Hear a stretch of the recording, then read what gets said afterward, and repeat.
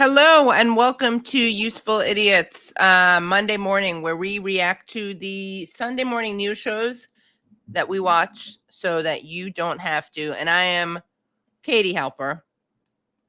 I'm Aaron Maté. Good Monday morning, everybody. Remember to like the stream if you like it. If you don't like it, I guess don't worry about that. And as always, go to usefulidiots.podcast.com to support the show and get bonus content. Yeah. And make sure you tweet this out, guys, because, I usually harass people to like and share, and it's kind of comedic. But right now, it actually really is serious to like and share because there's so much propaganda out there. And I think it's a really important, I don't know how to say this without, I'm not bragging. I don't know how to say this without sounding like a self-important person, but we're going through clips that need to be debunked. So let's just put it that way. And I think that this is the time we really need to be debunking things because all this information is being used to justify killing people. Pretty simple. It's true. Yeah. Yes. And we're here to do a lot of debunking. There's so much to get to. Yeah. Let's hit it. All right, let's hit it. And as always, we're going to start off with MTP. Meet the Press. Yes. Today, I wish Chuck was here. From NBC News in Washington, the longest-running show in television history, this is Meet the Press with Kristen Welker. Good Sunday morning. The nation is reeling after a week which saw the 10th deadliest mass shooting in modern American history, with 18 people between 14 and 76 years old gunned down at a bowling alley and bar in Lewiston, Maine. The election finally of a new Speaker of the House, Louisiana Congressman Mike Johnson, after weeks of Republican infighting. The end of former Vice President Pence's campaign for the White House, further solidifying former President Donald Trump's hold on the Republican Party. But we begin this morning with the war between Israel and... By the way, I'm sorry. Aaron should have given people like a trigger warning and made sure people were sitting down before they heard the announcement about Mike Pence. Yeah, I didn't even know that. Mike Pence is apparently out of the Republican race. Yeah. Well, yeah. Yeah. Barely made a dent and paving the way for his former cabinet partner, Donald Trump. But luckily for neocons, there are plenty of other neocon fanatics still in the race, including Nikki Haley and Chris Christie. And, of course, Trump himself when it comes to this issue of Israel especially. Yeah. Psycho. He fulfilled every wish list on the every wish on the evangelical Christian wish list, which Mike Pence represents. Moved the U.S. Embassy to Jerusalem, supported Israel as it massacred Palestinians in the Great March of Return, recognized Israel's annexation of the Syrian Golan Heights, on and on and on. So at least on Israel, there was no daylight at all between Pence and Trump. Right. But this is interesting. The way she describes the current conflict in Gaza is interesting. Let's hear this again. Netanyahu said Israeli forces had entered the Gaza. 1 second. Louisiana Congressman Mike Johnson, after weeks of Republican infighting. The end of former Vice President Pence's campaign for the White House, further solidifying former President Donald Trump's hold on the Republican Party. But we begin this morning with the war between Israel and Hamas, which has entered its next stage. On Saturday, is it fair to call this a war between Israel and Hamas? No, right. Yeah. No, it's not, because they're not bombing and indiscriminately killing members of Hamas. They are bombing Gaza and targets like hospitals and refugee sites. And Hamas isn't bombarding and besieging Israel. Occasionally they launch some rockets that barely do any damage. But that's why the death toll on side to side is incomparable. Hamas launched this really deadly operation on October 7th. Many people were killed, over 1,000 according to Israel. But since then, Israel has been bombarding Gaza nonstop, indiscriminately killing civilians. And including apparently even the number of people who've been killed on the Palestinian side who are even, like combatant age males, which is who you'd expect to be, if they were a part of Hamas, that's a segment of Their the population that would demographic. come from. It's less than 40%. So the rest are civilians who don't even fit the definition of what a combatant theoretically could be, even if they were a combatant at all. So that's the so-called war between Israel and Hamas. It's a propaganda term to refer to this as a war. Exactly. So that's just one example of how the propaganda is so embedded that it's literally just in the description of what this is. I mean, it's ethnic cleansing, it's genocide, and it's an invasion right now. I mean, it's just an invasion. Yeah. And a bombing. I mean, and also a bombing campaign. And I don't know if she's aware of that. Like, I wonder if she knows, if her editors are like, make sure you call this a war as opposed to what it really is, or it's just in the subconscious. All right, Hamas doesn't have any tanks, doesn't have any military airplanes. It has some rockets and it has captives, but it's not a war. Who they've been trying, by the way, to negotiate with Israel over. And Israel is refusing to do so because Israel does not care about the lives of Israeli Jews. Now, we know they don't care about Palestinians, but their bloodlust is a lot stronger than their concern with life, obviously. Concern for life. Israeli Prime Minister Benjamin Netanyahu said Israeli forces had entered the Gaza Strip on Friday, beginning the second stage of the war, but he avoided calling the campaign an invasion. The escalation has intensified domestic pressure on Israel's government to secure the release of the 230 hostages seized in the October 7th attack. Netanyahu. Do you think she's saying like he avoided calling it an invasion because he's lying, or is she just saying we should be quoting him to make sure that people know this is not considered an invasion by the invader?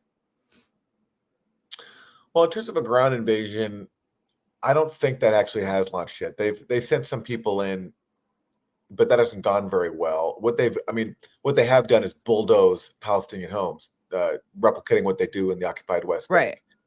But and of course, shut off all the power. I guess we should mention that was kind of a big deal. And the telecommunications too. They cut out the internet and cell phone service until the U.S., which is the real boss here, ordered Israel to turn that back on, which shows the kind of leverage that U.S. has over Israel. Which could stop us if they wanted to. Right. And it's deciding not to. Someone tweeted this. I don't remember who it was, but someone tweeted like every single person who's killed is going to be killed because of the support of the United States. Like this is these killings are decisions, are the results of decisions made obviously by Israel. We know that, but also by the United States. Who met with family members on Saturday. For its part, the U.S. carried out airstrikes on a weapons and ammunition storage area in eastern Syria on Friday, in retaliation for recent rocket and drone attacks on American forces in Iraq and Syria. Here's Prime Minister Netanyahu. Yeah, so that's another fun aspect of all this. Like the U.S. has forces in Iraq and Syria. In Iraq, because the Iraqi parliament voted for the U.S. to leave under Trump, and the Trump administration ignored that and threatened to seize Iraq's foreign currency reserves if Iraq went through with that. So that put the end to that. And then Syria, the U.S. was never invited to begin with, and they're just there to steal Syria's oil and wheat, and which means that sometimes U.S. forces get attacked, especially in moments like this. And when that happens, the U.S. bombs back in retaliation. Right. But no one ever thinks, why are we there to begin with? But anyway, that's a whole story. Yeah. No one questions it at all. Just taken for granted. No. Yeah. Inside the Gaza Strip will be long and difficult, but we are prepared for that. This is our second war of independence. We will fight for the protection of our homeland. Joining me now is Florida Governor Ron DeSantis, a Republican candidate for. Okay, well, nice to see Ron's face. We're going to get to him a bit later on, but great to have a little, just a little warm up with Ron right there with that beautiful smile. Look at that. Yeah. Okay, let's get to Jake Sullivan. He is the Biden administration's national security advisor. He very famously said just 8 days before October 7th, he said that the Middle East its quietest that's been in decades. And he talked about how what a great job Biden had done at containing the Israel-Palestine crisis. So what a real genius Jake Sullivan is. It's incredible he still has the job. But anyway, let's hear what he has to say. At which point they will declare this mission a success? Well, they have told us in broad terms that making sure that Hamas can never again threaten Israel in the way it threatened Israel before is their core strategic objective in this conflict. But in terms of what the specific milestones are, that is something that ultimately is up to Israel. This is their military operation. They will make that decision. And we will continue to ask the hard questions of them, Margaret, that we would ask of ourselves in a military operation. Can you imagine if he said that about Russia? This is ultimately up to Russia. This is their military invasion. Well, that's the classic Biden administration playbook. They do the same thing in Ukraine, right? Whenever they're pressed on the question of, hey, how come you're not using your overwhelming leverage over Ukraine to push for a diplomatic solution to that whole thing? The Biden administration stock answer is always, well, that's up to Ukraine. We're not pressuring. Which is a lie. Which is a lie. Because we recall, like, occasionally when we're allowed to discuss the possibility of a ceasefire, remember John Kirby, the White House spokesperson, said that would be unacceptable. So the Biden administration's position is a ceasefire is unacceptable. Mass murder and continuing a war is up to our ally. In this case, Israel, same thing applies to Ukraine. Although in the case of Israel, it's even more murderous because at least in the case of Ukraine, you can make the argument that Ukraine's fighting a really powerful foe, which is Russia. So, okay. Right. If you think it's smart to continue that war, at least you can argue that Ukraine was invaded by a bigger power. Of course, you have to figure out the context in which that happened. Sure. But anyway, the point is, in the case of Israel, though, it's Israel just massacring civilians. Right. Like Right. Like we pay lip service that we know is dishonest to Ukraine's agency, right? Because we know that we tell them when they can and can't negotiate. We know that, like, Boris Johnson went there to tell them not to negotiate, right? But that's a lie. In this case, though, we really recognize the agency of Israel. Like, we don't want to, this is their thing. We can't intervene. Like, why would we intervene when there is a genocide and ethnic cleansing happening right now? And we just heard him say, yes, we're asking Israel the hard questions. Right. We're asking us the hard questions. Well, do the questions include, like, why are you killing women and children by the thousands as we're recording this? And again, by the time this gets out, these numbers are dated. But as we're recording this, the toll of children is over 3,300. So is Jake Sullivan asking Israel, why are you killing over 3,000 children? And again, the toll is probably an undercount because so many people are buried in the rubble under their homes. Rubble, right? And it's not even about asking hard questions because these aren't, like, the U.S. isn't just some, like, passive friend. It's the key actor here that provides the military weaponry and the diplomatic cover for this to continue.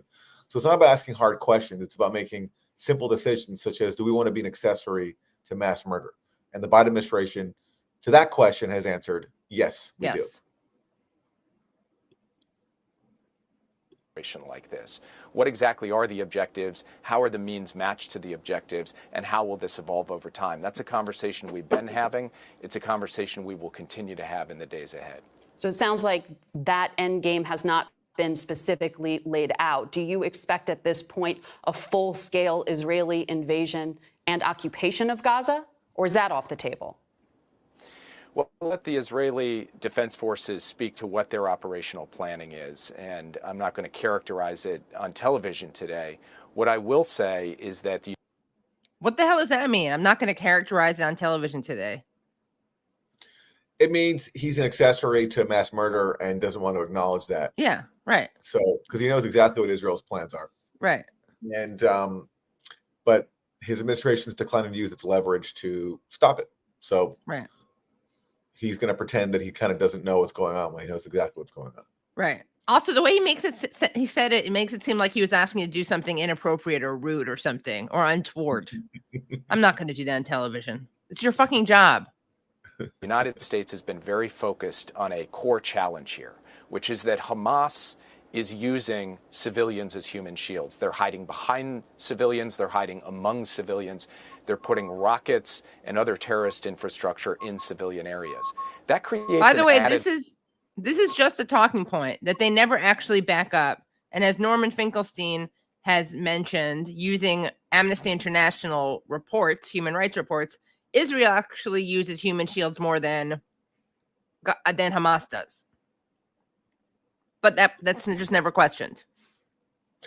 Israel's military headquarters are nestled in a civilian area of Tel Aviv. But regardless, again, it's like this. We're not talking about a fight between equal parties. Right.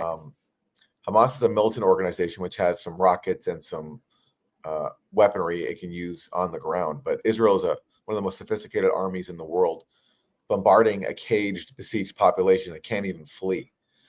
And so the idea that Hamas has put civilians in danger is just ridiculous. It's like the civilians can't even leave because Israel prevents them from leaving, right? And has caged them in this ghetto, in this concentration camp, for well over a decade. And does he really expect us to believe that? You can just spend all day watching these horrible videos and photos coming out of these destroyed homes, destroyed neighborhoods, destroyed buildings. Does he really expect us to believe that in all these cases, Hamas is hiding underneath the homes of these Palestinians who are being killed, exterminated by the thousands? It's just such a joke. And he should be pressed on that, because this administration is not just abetting a genocide, it's engaged in genocide denial. We saw that with Joe Biden questioning the death toll this week, saying he doesn't trust it because it comes from the Gaza health ministry. Right. Absolutely disgusting. Yep. Also, everyone should be really freaked out about, and they're not showing it, but Netanyahu's scary religious statement about what they were doing.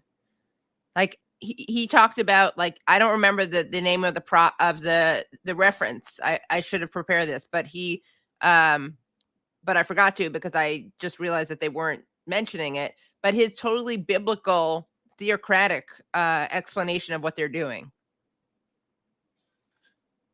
Yep, he is a religious fanatic and is invoking scripture to justify mass murder.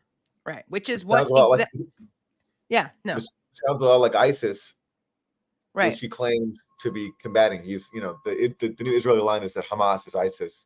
Right. Well, Israel, Max Blumenthal calls Israel Jayapal, the Jewish state in Israel and the Levant, because their rhetoric, in terms of like religious fervor, calling for sectarian mass murder, is very similar.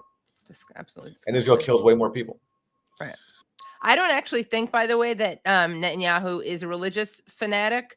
I just think he's such an opportunist that he's willing to use whatever. But the fact that people aren't critical of this, if a Hamas leader spoke in those terms, people would point to that to point out that they are savages and barbaric and backwards and religious nuts. Is telling.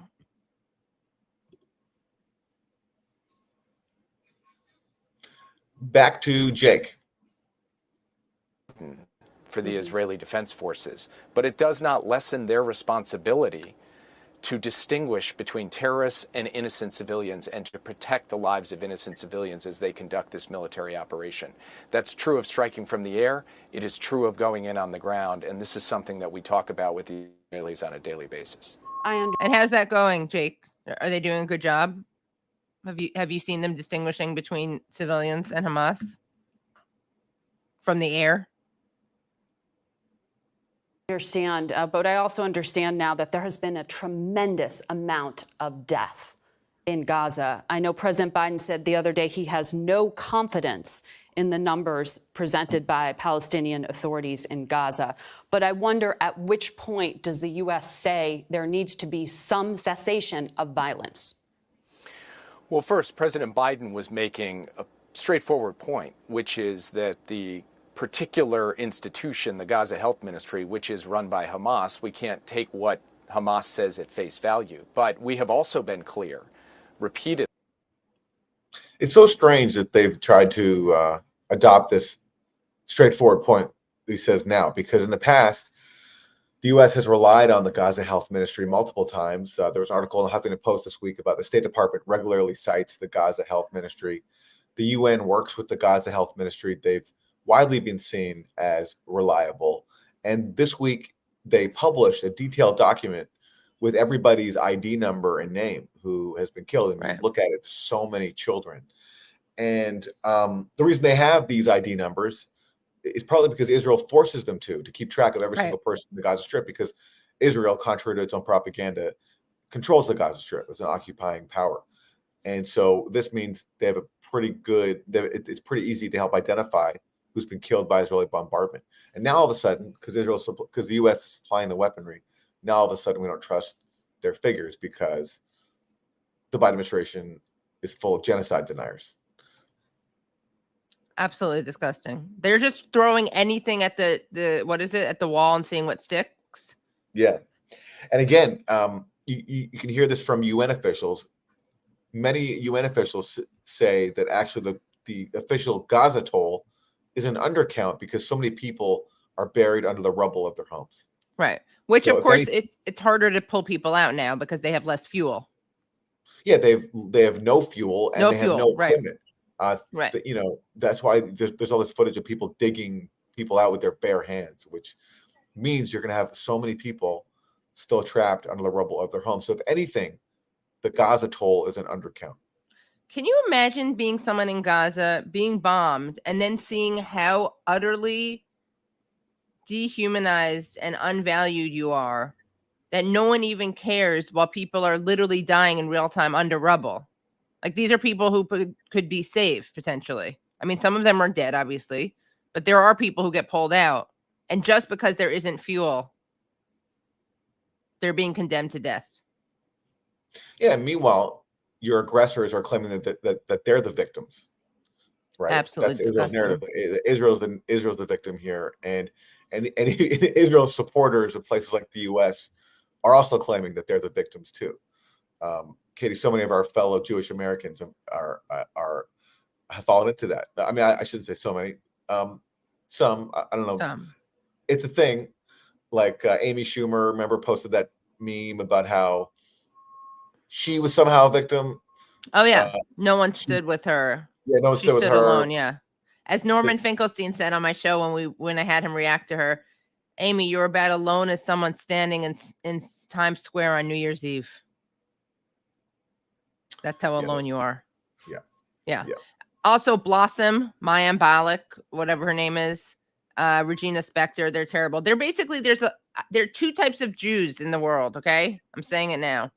There's the type of Jew who says never again means never again for anyone. And that is our legacy. And that is what the takeaway is from the Holocaust, to make the world a better place so that never happens again. And then there are Jews who say never again just for Jews, and everyone else can go get fucked. Yeah. I'm going to have to come up with an acronym for that later group. All right.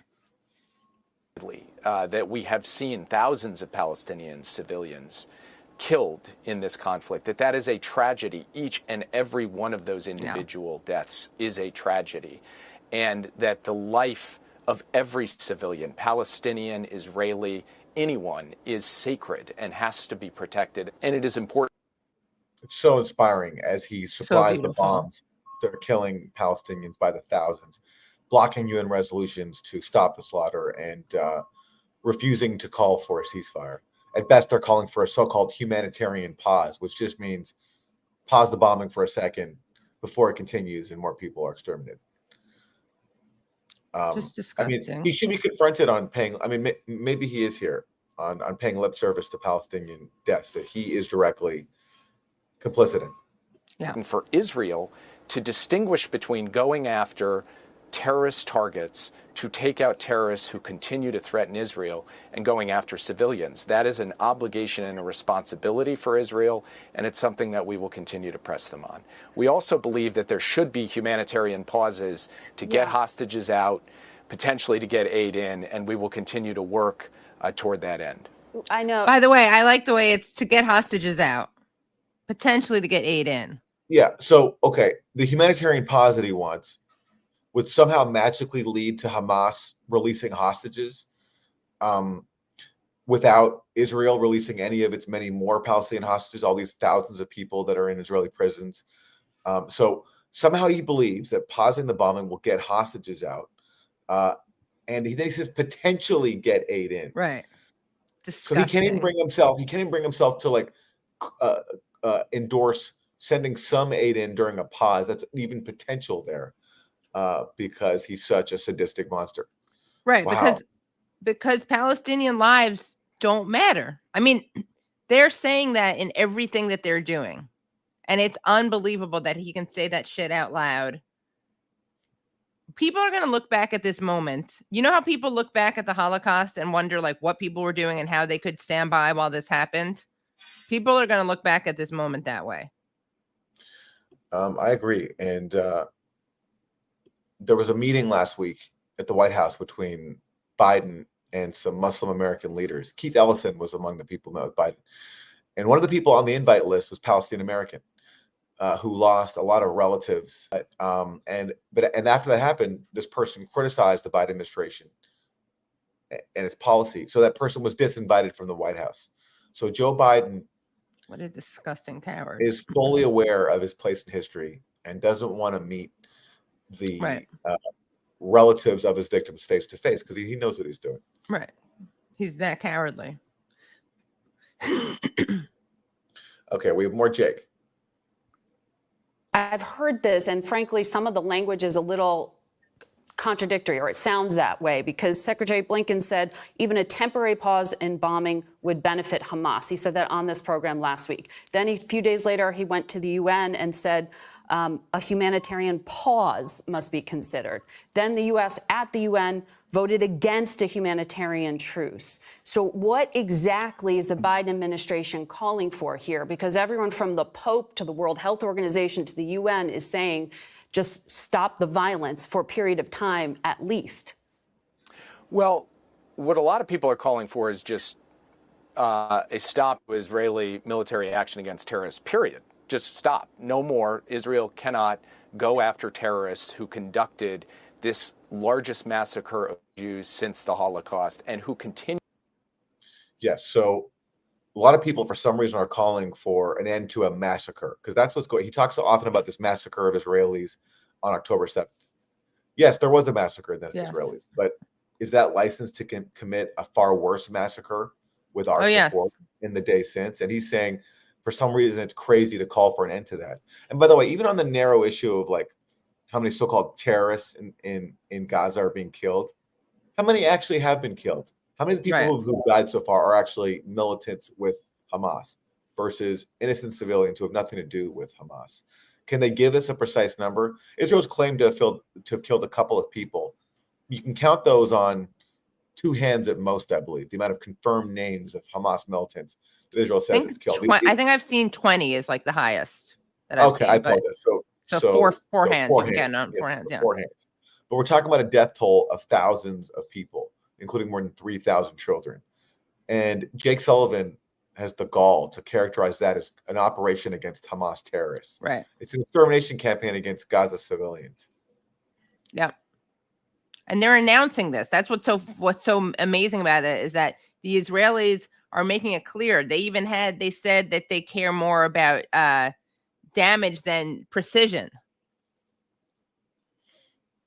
They said you had the president saying that this rhetoric about civilians, no, they're all responsible. They voted in Hamas. They could rise up. You have Netanyahu, by the way. Here's the religious insanity that I was referring to. Here's what he said. He said, you must remember what Amalek has done to you, says our holy Bible. Okay, that's what he's saying. And that's from Samuel 15:3. And this is he didn't quote this part, but here's what Samuel 15:3 says. Ready?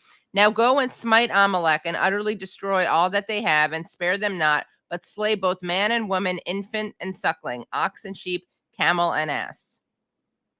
That's their targeting Hamas. Sounds very targeted. Continue to fire rockets and continue to attack Israel.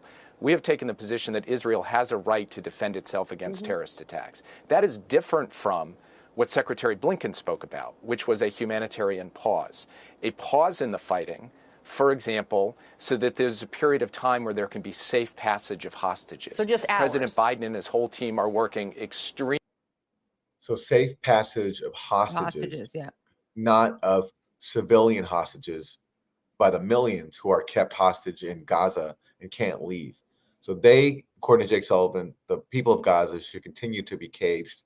And somehow Hamas is expected just to release the captives it has. And it said, by the way, that it would release more. It's already released 4. But that's all Jake Sullivan cares about is the safe passage of these few hundred hot captives. And by the way, those that are military, which is sizable, Hamas is not going to release them unless they're exchanged for Palestinian prisoners, far more Palestinian hostages inside Israel. So that's Jake Sullivan's humanitarian approach.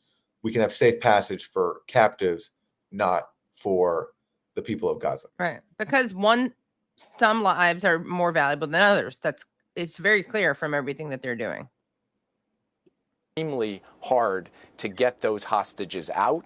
We will continue to do that. I won't put a time frame on it, but I will say that given the number of hostages, it would be more than just hours if we were able to secure their release, and we are actively working to secure their release. And similarly, when Secretary Blinken said that any pause in fighting benefits Hamas, that's a reality. There are a lot of complicated realities in this. A humanitarian pause would be a good thing to get hostages out, but you can bet that Hamas will try to use that time to their advantage as well. These are the things that Israel is trying to grapple with. So to that point, Benny Gantz, who is part of the Netanyahu war cabinet, said, "We will listen to our friends, but we will act in accordance with what is right for us." Is there any daylight, Jake, between the U.S. and the Netanyahu government right now? We have conversations like friends do on the hard questions that I talked about before, on issues associated with humanitarian aid, on distinguishing between terrorists and innocent civilians, on... I love talking with my mass murdering friends about the hard questions. Yeah, me too. Hard. It's called hard. I have it when I do that with my mass murdering friends. I call it hard questions hour. Yeah. The hard questions on how to kill a large number of women and children. Yeah.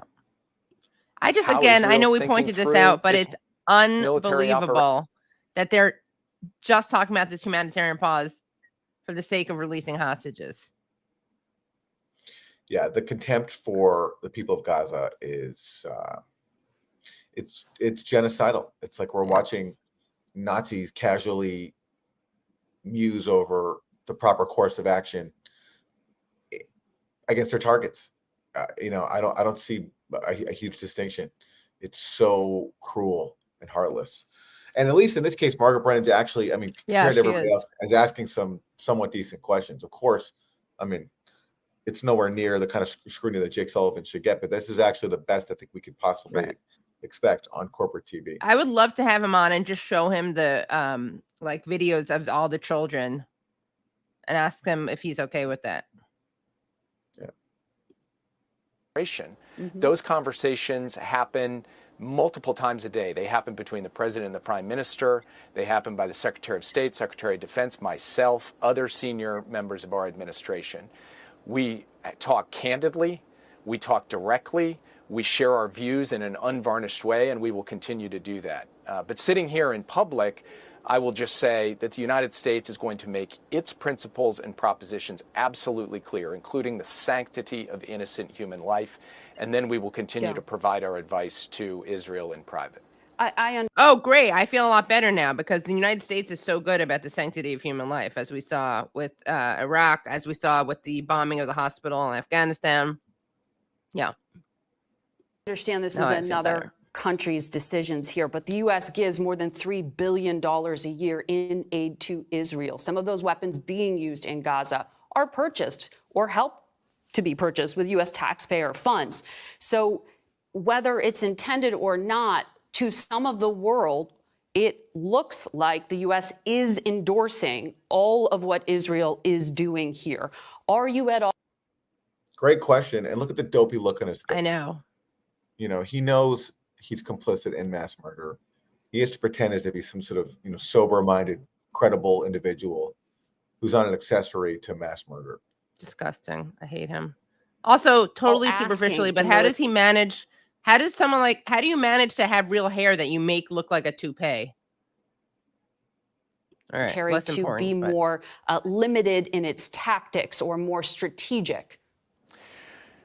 The United States of America, when we transfer weapons to another country, whether it's Israel or anyone else, requires an assurance that those weapons will be used in accordance with the law of armed conflict, and we seek accountability to ensure that that is the case. We will continue to do that.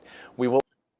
Okay, well, someone who doesn't agree with Jake Sullivan is a State Department official who just resigned because he says that very provision about ensuring that U.S. weapons aren't used for human rights abuses is not being followed in Israel. He was the top State Department official for weapons transfers. He just resigned and wrote an article in the Washington Post about it.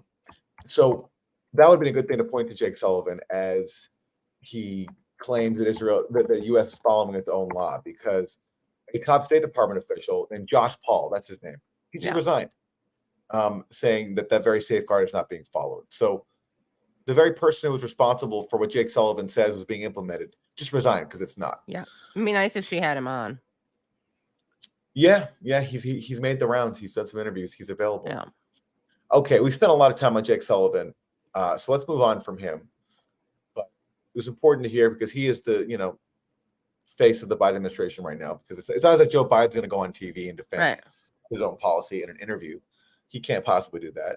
We know what happens when he speaks on this in public. He says things like he saw the pictures of the 40 beheaded babies, even though that was a complete lie. So they have to keep him away from any critical questions. So let's go to somebody else. This is the former commander of CENTCOM, Joseph Votel, and he's going to be asked about, on top of the massacres in Gaza, you have these ongoing Israeli pogroms in the West Bank, where Israel has all kinds of military forces and settlers and is carrying out rampages there. So the former CENTCOM commander, Joseph Votel is being asked about that. There is concern about another front here outside of Gaza. And I know on Wednesday, President Biden said he is alarmed by, quote, extremist settlers attacking Palestinians in the West Bank in, quote, places they're entitled to be. Okay, that's Biden, right? Okay, I just want to make it clear. She's quoting Biden saying he's alarmed by the settlers' violence, not the violence against settlers, the violence being perpetuated by settlers, okay? Of Israel's government ministers, Ben-Gvir, has video of him arming Israeli civilians with M16 and M4 assault rifles. How concerned are you about an uptick in violence in the West Bank? Well, again, I think this goes back to what we just talked about a few moments ago. This the miscalculations. I mean, this is it's a tinderbox, and so when you have people that are scared, they have weapons, they're trying to protect themselves, then the chances for something going wrong in this, I think, increase. So yeah, and the rhetoric has been very strong about this, about the vulnerability and the fact that that Israeli settlers in the West Bank are targets. I mean, guys, Israeli settlers in the West Bank are targets. They're targets, which is why they have to constantly go up to Palestinians and shoot them point blank. That's a really insane statement. Even the term settler, the problem is it sounds kind of, it's like a settler. They're selling the land. Right. They're illegal colonists who are put there to carve up Palestinian land, steal the valuable resources, especially water, and make life miserable for Palestinians. So settler is such a benign term. And yes, he's saying that they're in danger, that they're targets.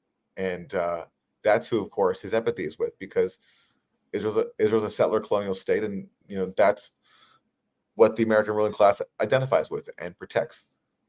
I mean, it's I at first when I saw him saying it was a tinderbox, like in the tweet, I was like, oh wow, we're going to hear someone actually talk about why this violence against Palestinians is actually probably, he won't say it's wrong, but maybe bad and, not in Israel's best interest, or not because it's a tinderbox.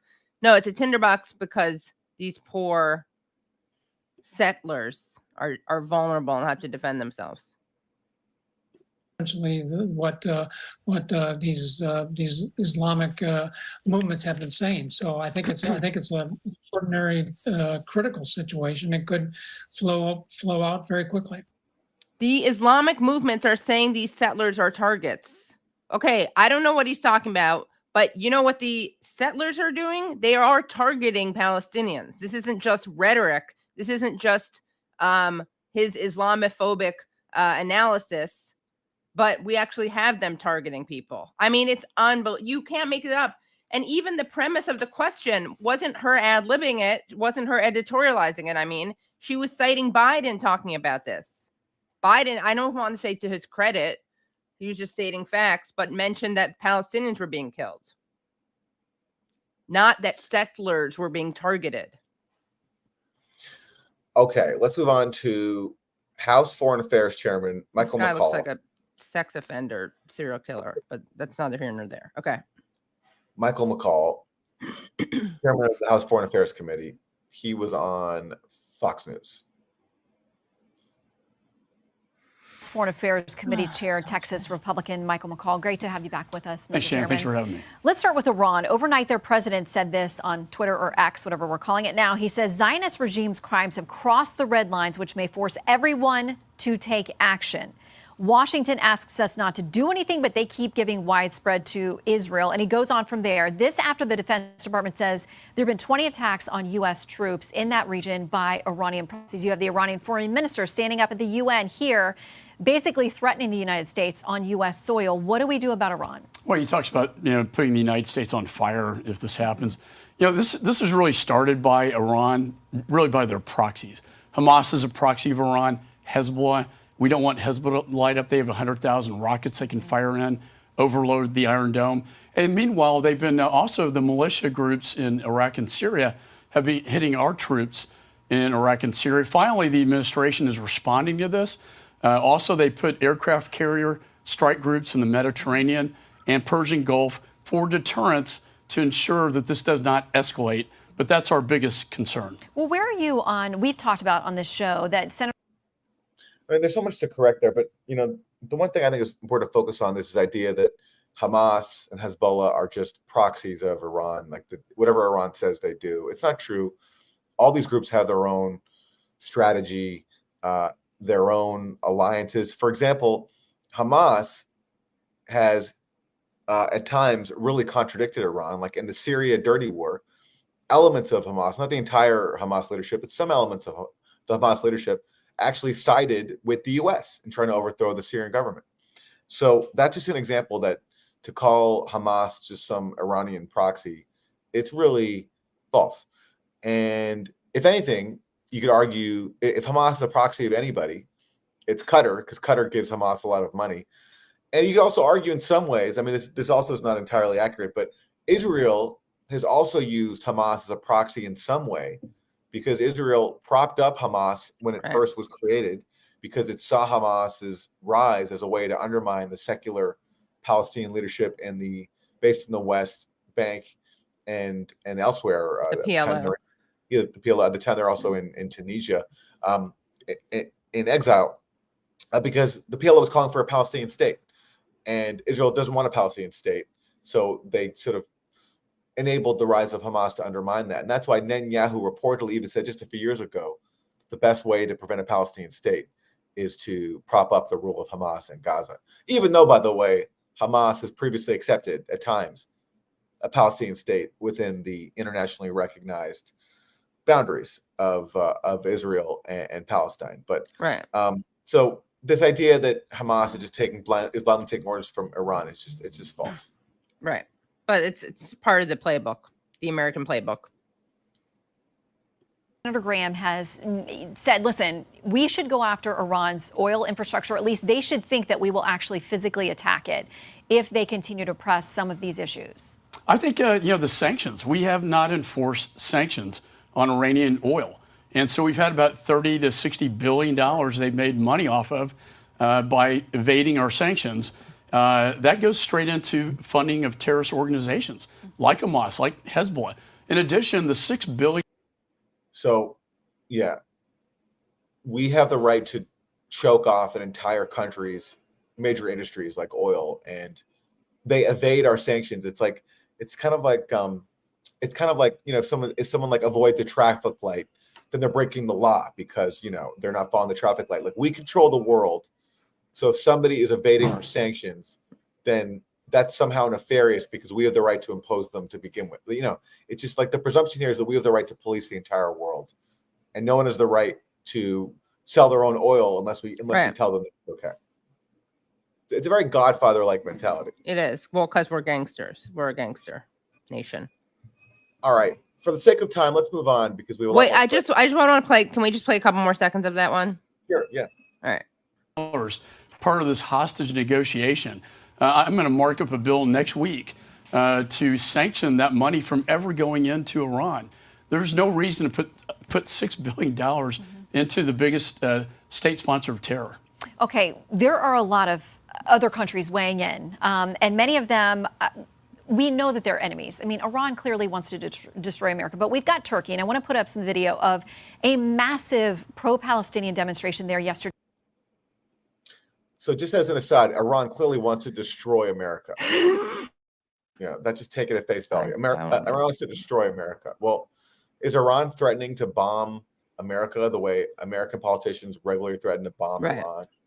Does Iran have its bases and naval ships in the vicinity of the U.S. the way the U.S. has them in the vicinity of Iran? Has Iran assassinated a top U.S. general like the U.S. did to Qasem Soleimani? Is Iran opposing murderous sanctions that deny medicine to ordinary Americans? I mean, you can go on and on and on. It's the classic projection where like we mirror image our own policies on the other. All right. Let's hear what he has to say about there were hundreds of thousands of people in the street. Turkey's president stood there, Erdogan, and said that Israel is an occupier. He said they are committing war crimes. He says Hamas is not a terrorist organization. This is a NATO ally of ours. What do you say to Turkey at this moment? A precarious NATO ally that wouldn't let Sweden into NATO for a while. Hopefully they will now. I would tell them to stop this. Historically, look, this is part. All right, good plan. He's going to tell them to stop this. That's going to work. I'm sure Erdogan is going to be very responsive to that. All right. Let's move on to Senator J.D. Vance of Ohio. He's supposed to be known as some sort of anti-war guy, working class champion. And he is going to be asked about what I guess is now a controversial position, which is providing aid to Gaza. Which he has some concerns about.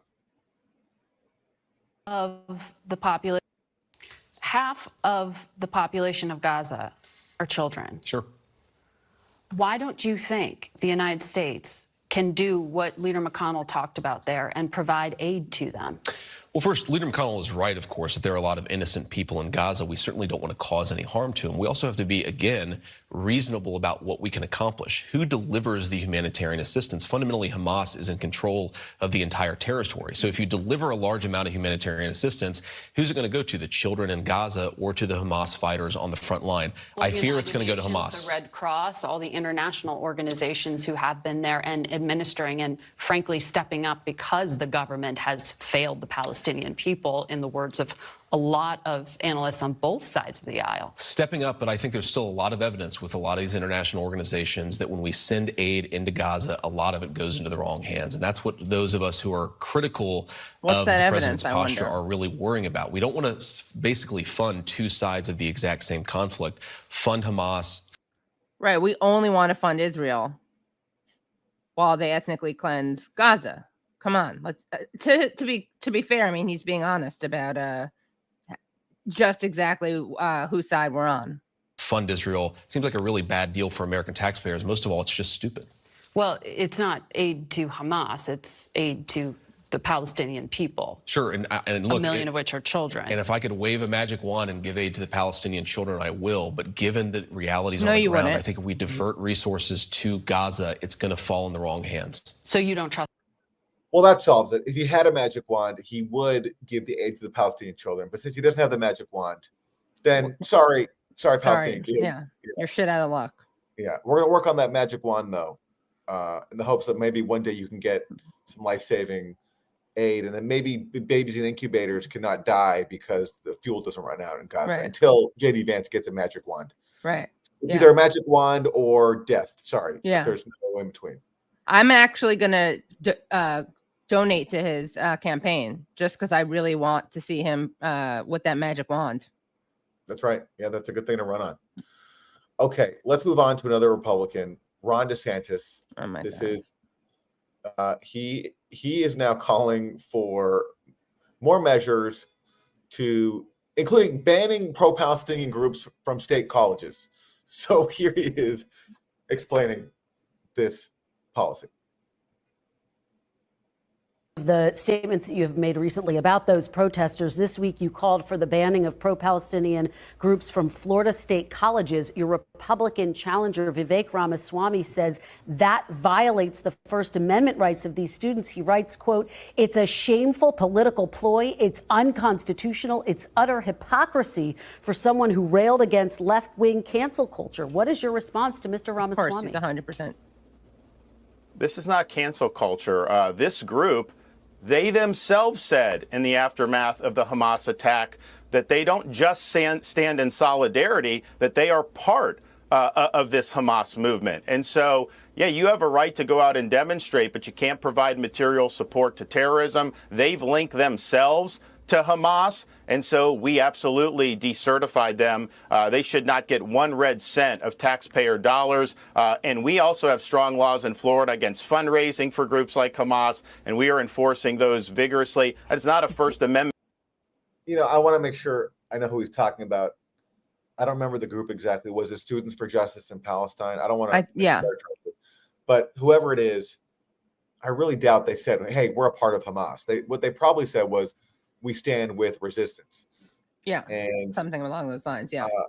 You know, whatever you think about what Hamas did, I think making that point is simply saying that occupied people have the right to resist, which is true. You can disagree with their choices and how they resist, but occupied people have the international right to resist a military occupation. In this case, the longest one in modern history. And I'm assuming that's what Ron DeSantis is referring to. And it's a great, I mean, Vivek Ramaswamy, Vivek has made some crazy statements of his own, but at least to point out the hypocrisy of claiming to be against cancel culture and wanting to censor people while then espousing that when it comes to people who say things you don't like on Palestine. That's a good example of Ron DeSantis' hypocrisy. Right. There's also they haven't given any material support. I mean, he keeps talking about material support. If he had any proof of that, he would, of course, present it, but there is none. Oh, yes. And of course, there's so many examples of Palestinians and Arab Americans being prosecuted on allegations of providing material support to militant groups that are totally spurious and overblown, like the Holy Land 5 case, which resulted in people being imprisoned for, I think, maybe even for life or for many, many years. Miko Pellet, our previous guest, wrote a book about this. Just basically, they're raising money for a Palestinian charity in Gaza. They got accused of funding terrorist activity. It was a ridiculous case. They got imprisoned. It's happened to Sami Al-Arian as well. He's a former professor in Florida. And that was also a ridiculous case. He spent time behind bars. So, yeah, I have no doubt if Ron DeSantis had any actual proof, he would bring a case in a second. Right. Okay. Yeah, we can move on from Ron. Pramila Jayapal, she is the chair of the House Progressive Caucus. And, you know, because Biden has chosen to side with an ethnic cleansing operation of Palestinians in Gaza, that's not playing well, predictably, with Arab and Muslim voters. And she was on Meet the Press to warn him about that. Congresswoman, let me ask you about some developments surrounding President Biden this week. One, we spoke to leaders in Michigan who said they were concerned that he is losing support among Arab and Palestinian citizens there because of his full-throated support in Israel. That also came against the backdrop of Congressman Dean Phillips announcing he is running against President Biden. Are you concerned that in a general election, both of these things could weaken President Biden's chances? By the way, I can't help but think that we helped get Dean Phillips out there by talking about him on the show. Yeah, well, listen, we're bearing the lead in a normal time for you split eights. This would be front page news for us. That Dean Phillips, Katie, who we spent a lot of time talking about, he finally announced he called our bluff. He called our bluff. He did, yeah. Joe Biden now, and our criticism of Dean Phillips that he was like a pretend opponent to Biden, right? Make it look as if there was some opposition to Biden within the party, while really not challenging him. But Dean Phillips actually is doing it. He's doing it. Yeah, very centrist, moderate guy. Very exciting. Very excited to have him run. Yeah, try to find a single policy area where he disagrees with Joe Biden. I'd like to see one. I don't think there is one. Right, and try to find an American who knows who he is.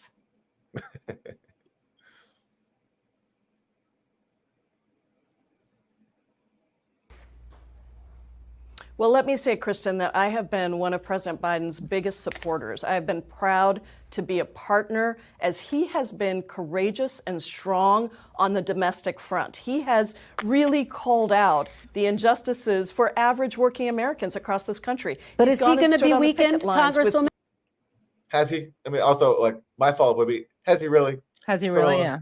Yeah. Has he really been a champion for workers, like the guy who broke the railroad strike, who didn't stand up to fight for a $15 minimum wage? You can go on and on and on. I mean, I know he's done some things that were certainly way better than Trump on the domestic front, but to say that he's like a champion for workers, I don't know. UAW workers. Will he be weakened? Well, I with feel this like I need to challenge? say this because what I think is that the president needs to be just as courageous on this issue so that we keep the unity within our country for the support of the incredible things he has done. He is, I think, going to be challenged to explain an issue of this moral significance to people. The American people are actually quite far away from where the president and even Congress, the majority of Congress, has been on Israel and Gaza. They support the right for Israel to defend itself, to exist, but they do not support a war crime exchanged for another war crime. And I think the president... Okay, so good point, except for she says that the president's not in line with Congress on this. Congress is overwhelmingly anti-Palestinian. Overwhelmingly. Right. The Senate just unanimously passed a measure affirming Israel's right to defend itself and saying we stand with Israel. Bernie Sanders was among the people to vote for that. So to say that Biden's out of step with Congress, I think that's giving Congress way too much credit. There are members of the squad who are calling for a ceasefire, but that's not Congress in total at all.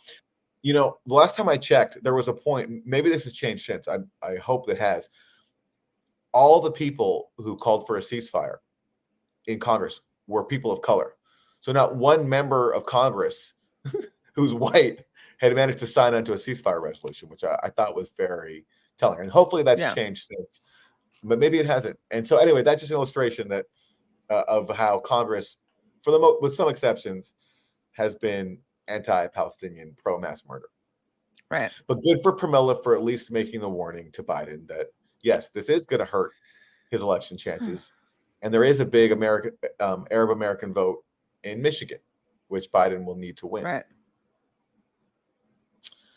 Okay. Well, let's hear a bit more of this, actually. Let's hear a bit more of Pramila. Has to be careful about that. And I would call him, because I know him well. I've had breakfast with him. I've had the honor of working with him. I would call him to bring us to a higher place, to let the American people, to really call to the American people on a moral issue of this nature. And then I think we can go forward and talk about the incredible things that he has done. But I am certainly concerned about his approach to this. And listen, my colleague Dean Phillips, everyone's got the right to run, but I'm sorry, I have no idea what he is running on that is different from what President Biden is running on. He took the same bold stances that President Biden has taken in this country on domestic issues, and I really don't see what he's doing. That's not the point for me. The point is, I want President Biden to be the next president, and he needs to call us to a higher moral place. How about you get on the phone with him and call on him to call for a ceasefire? Yeah. And how about you not endorse him when he's overseeing mass murder? Right. Like, I understand that people want to play the inside game and, whatever. Maybe you can make the case for that somehow could work. But at least maybe if you're going to try to steer him in a new direction, why not withhold your endorsement until he does something actually? Right. In this case, stop mass murder. She's really polite to him and very, very, very kind. I don't think he deserves it at this point, no matter what victories he's given her on the domestic front, which I also don't think are even that much to begin with. Yeah. Okay, well, let's end with the sage words of Jared Kushner. Jared Kushner, since leaving the Trump administration, has spent a lot of time in the Gulf making a lot of money from places like Saudi Arabia. And he just got back from a trip to Saudi Arabia, and he has an important message about the state of safety for American Jews in the world right now. Interesting time. Yeah, so it was a very interesting time to be over there, and I've been there many times before. One of the ironies is that as an American Jew, you're safer in Saudi Arabia right now than you are on a college campus like Columbia University. I spoke at the conference. They allowed me to speak freely. So you hear that, everybody? If you're an American Jew, pack your bags, go to Saudi Arabia. Yeah. Because if you stay on your college campus, like in New York City, like a Columbia or NYU, you are in danger. You're in danger, yeah. So, let's show one Trump clip. I think it's fair to show one Trump clip. We don't want to silence him. Wilson, let's show Trump 11A, since we are showing his son-in-law.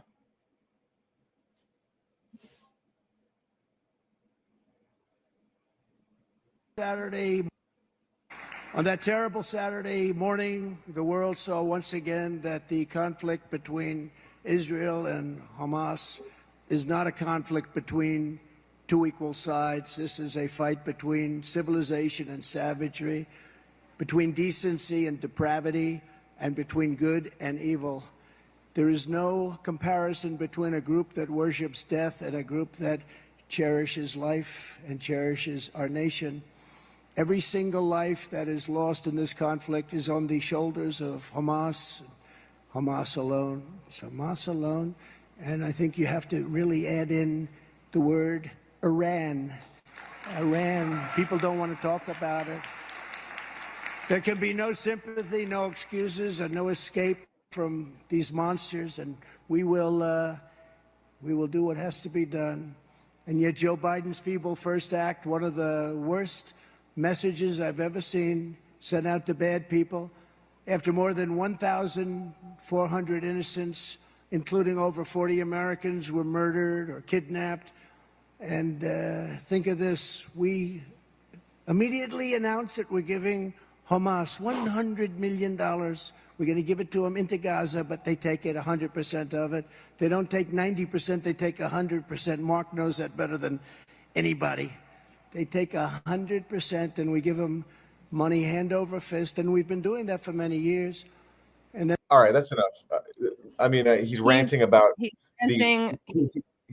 he's ranting about the Biden administration announcing this like small token amount of money, $100 million for aid to Gaza, and for Trump, even that goes too far because he's lying and saying that all that goes to Hamas was a complete lie. But thank God for Biden. Oh, sorry. Keep going. Yeah. But Jared Kushner really wants everyone to know that American Jews are safer in Saudi Arabia than in New York City, which is just such. Everyone's safe in Saudi Arabia. Yeah, sure. Jews. Right. Yeah, sure. But the point is, everyone's also safe in New York City. And yes, there are some snowflake anti-Palestinians who complain that their lives are in danger because they support Israel, but they're fine. And it's only Palestinians who are being and their supporters who are being, for example, fired from their jobs. You can go down the list. All these people are losing their jobs. losing their livelihoods for speaking up for Palestine. So we're actually really, if it's unsafe for anybody, it's unsafe for people who are opposed to mass murder. Right. And two final announcements, if I can make two. One is that tonight I'm doing the Katie Halper show is usually on Tuesdays, but because I didn't want to compete with Halloween, I'm doing a show tonight. And the guests are going to be Norman Finkelstein, Yumna Patel, and Dan Kovalik, who confronted Fetterman and was removed. I don't know if people saw that. But also, just one final thing. Someone wrote in the comments that Bernie was showing his true imperialist colors or something. And then someone wrote, he's Jewish. What do you think his opinion's going to be? And I think we're trying to show that, as I announced earlier in the show, there are two types of Jews in the world, and there are many more types. But I think we got to give up this idea that all Jews represent Israel or stand with Israel. And in fact, I'd like to remind people that the huge protests that have been organized against what Israel is doing have been organized by Jewish Voice for Peace. So please stop presenting Jews as a monolith. I think that obviously reality undermines that claim. Do better, guys. And I'm just going to put in the link to, if that's okay, to my show tonight. At what right time here. is that, Katie? Oh, sorry. Thank you. It's at 7 p.m. 7 p.m. Eastern time. Yeah. Okay, so Katie Halper show tonight, 7 p.m. Eastern time, live with Norman Finkelstein and Yumna Patel of Mondo Weiss. And that's it for us. Yeah. Useful Idiots podcast.com to support the show. And we'll see you next time. Bye, everyone.